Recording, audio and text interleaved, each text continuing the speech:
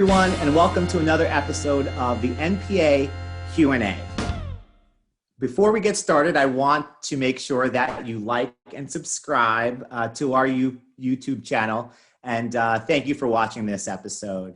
So this week I have a very special guest with me. I am interviewing Celeste Williams, who is a candidate for Congress in Arkansas. So welcome, Celeste. For having me. I'm so glad to be doing this. It's a pleasure. And although you're not a New York State Nurse Practitioner Association member, I know you are a member of your Arkansas State Association for Nurse Practitioners, as well as the National Association, AANP. Yes, so thank you for joining us tonight. So we start off with just some very basic questions. Tell us about your path to becoming a nurse practitioner. I am going to give you the longer version. So, I think like a lot of people, I was very interested in what was going on in the world and paying attention to politics, and probably really sat on my laurels when President Obama was elected. And, I was focused on finishing my master's degree and then, starting my practice and raising my kids. And then 2016 happened, and I really felt like I didn't recognize the country that I live in. And I felt really just almost lost, like that I couldn't trust the reality that I thought that I knew. And I was so concerned for, not only the future of our country, but for my children and certainly for my patients that I take care of every day. And, which I'm a family nurse practitioner, if we didn't say that already. But, the congressman who I am running against, Steve Womack, had voted over 54 times to repeal the Affordable Care Act. And so after President Trump got into office, I went with actually the Arkansas Nurses Association to lobby on the Hill Day.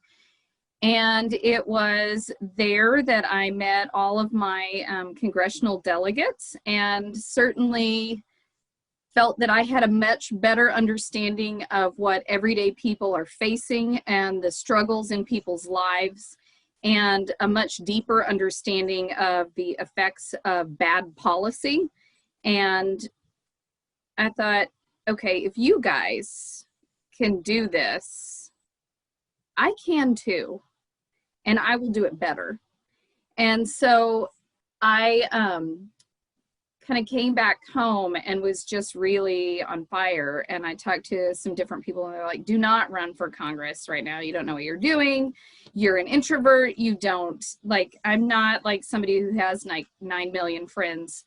And so I actually ran for state house in 2018, and I lost, and that was super painful. And it stinks when people tell you all their personal struggles and you really feel like you can help them, and then you don't get to do that. And so I then became county party chair of the Democratic Party in my county.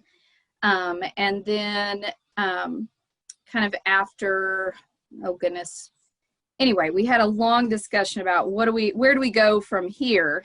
And so here I am running for Congress, and it is honestly a lot of fun. It's a tremendous amount of work, but I think it is so worth doing. And certainly I think we need, looking at what's happening in the world right now, it is very apparent that we need people in Washington who do understand the struggles of everyday people and have an understanding of public health, for crying out loud. Sure. We're not investing in better. We're focused on tax cuts. Exactly. Clearly, you as a nurse practitioner, you have the authority to speak on all issues health when it comes to public health. How do you not become a one-issue candidate? How do you get up to speed on all of the issues that a member of Congress will need to know about? You have to have a team and you study a lot. And I am very fortunate that I care about nerdy current events issues, and I listen to a ridiculous amount of podcasts on foreign policy, on national security. I care very much about education. And, I think as someone who took a very non-traditional route in her education, I feel like I do have a unique perspective. I didn't know what I wanted to do with myself when I got out of high school. And I went to technical school and was a licensed practical nurse first.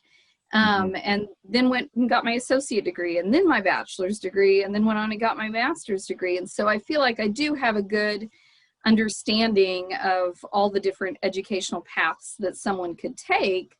And then just talking to people every day. I think being curious, and, Walmart's headquarters is near where I live, as is Tyson and JB Hunt. And, I do take care of a lot of executives to on down to cashiers and all different levels of employment, and just being curious and asking people what they struggle with in their lives and what keeps them awake at night in their jobs. And, they know that they can trust me and that I have to keep everything they say confidential. And so, I get to know a lot of really amazing things that I'm like, oh, when's that going to come out and be public knowledge? And it's, right. You do see what's coming down the pike in the business world as well. And I think it's just being curious about everything. Sure. Absolutely. So if you were to win, by my count, there are 2 nurses in Congress right now. You may know the numbers a little bit better than I believe no one has been a nurse practitioner in Congress.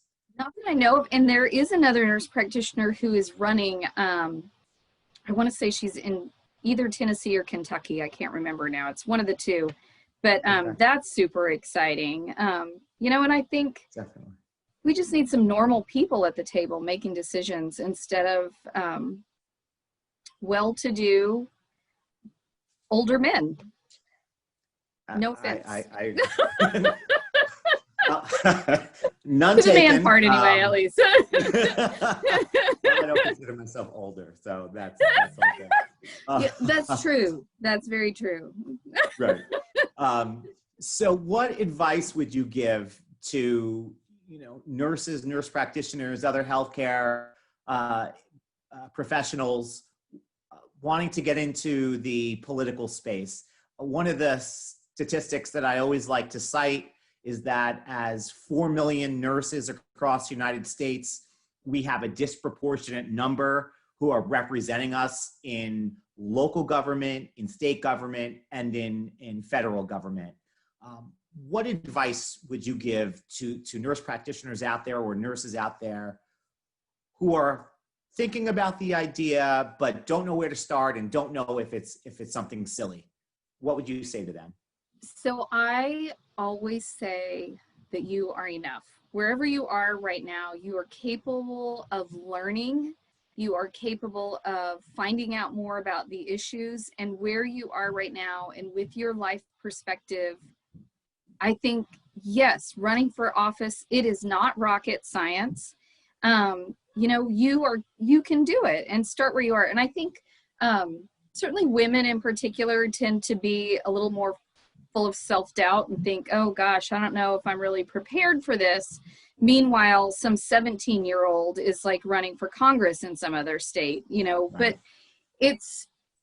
I think that we have a really good perspective of the world. And I also think that the way that we are taught to think and the training that we go through to be able to do our job does prepare you for problem solving. And that is what needs to happen in Congress, like collecting the subjective and objective data and, coming up with a plan and then assessing how it goes and making changes. And those are things that we do every day.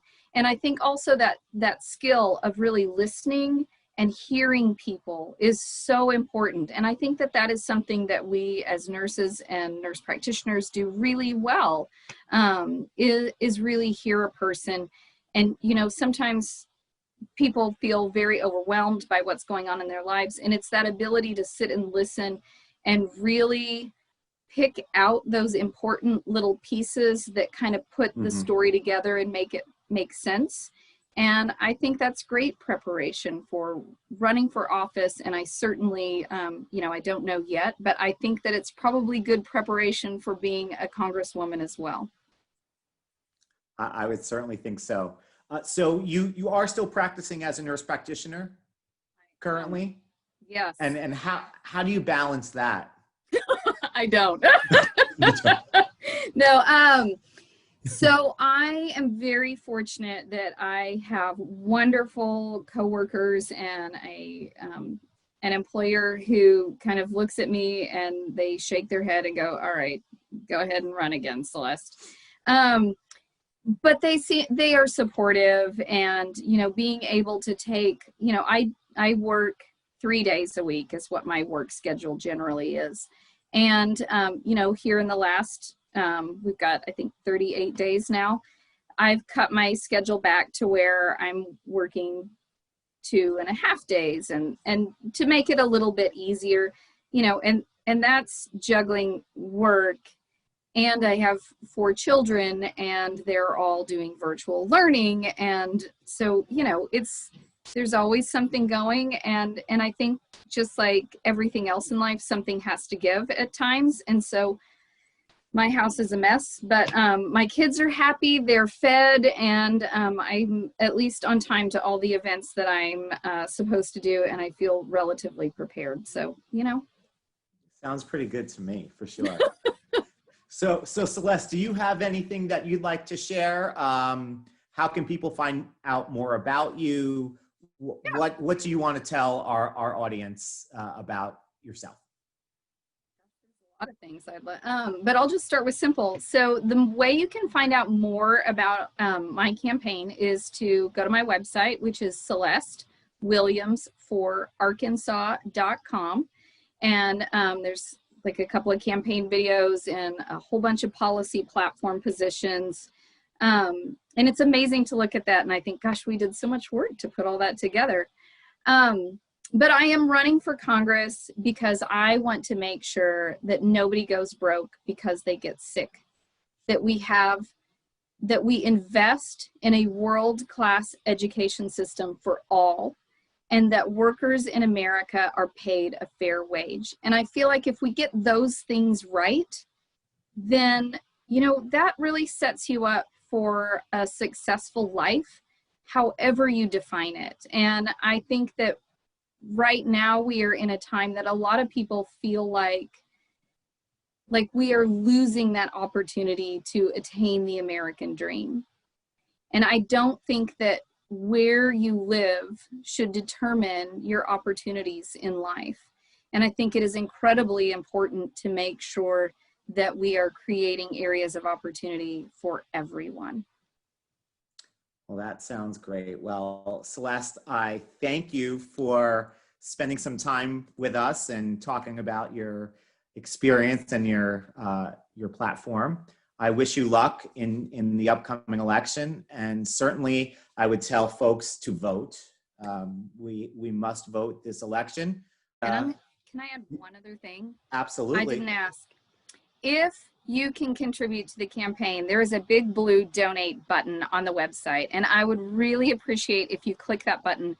We filmed our campaign ad last week, and I am not independently wealthy, and we want to make sure that we can have that ad on for the remainder of the month, or excuse me, for all of October. And, you know, the media market is way cheaper here in Arkansas. So for a month of ads, it's about $40,000. So if you contribute to the campaign here, it goes a lot farther than it does in other really metropolitan areas. So I appreciate everybody for taking the time to listen to me. And if you can contribute, thank you. And if you can't, that's okay. Go vote. Absolutely. Well, Celeste, thank you again so much. We're going to keep close watch on you and wish you luck in your endeavors. And we'd love to see some nurse practitioners in Congress. much. So thank you, everyone, for joining us for another episode of the NPA Q&A, and we will see you soon. Thank you so much.